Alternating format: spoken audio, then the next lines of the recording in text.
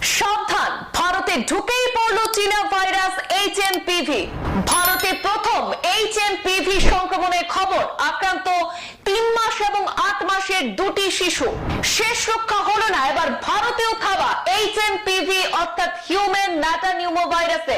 বেঙ্গালুরুতে 3 মাসের এক শিশু কন্যা এবং 8 মাসের শিশু পুত্রের শরীরে মিলেছে এইচএমপিভি সংক্রমণের হদিশ।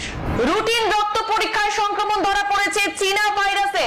শিশুদের বা তাদের পরিবারের সম্প্রতি বিদেশ ভ্রমণের কোনো তথ্য নেই, অথচ তাদের শরীরে এইচএমপিভি সংক্রমণ কিভাবে ঘটলো? ভয় ধরাচ্ছে চীনা ভাইরাস। আশঙ্কাই এবার সত্যি হলো, চীনে তাণ্ডব চালানো এইচএমপিভি ভাইরাস এবার ঢুকে পড়লো ভারতেও। হিউম্যান ম্যাটানিউমো ভাইরাস অর্থাৎ এইচএমপিভি আক্রান্ত বেঙ্গালুরুর 2টি শিশু। কর্ণাটকে এইচএমপিভি ভাইরাসের হদিশ মিলেছে 2 জনের শরীরে।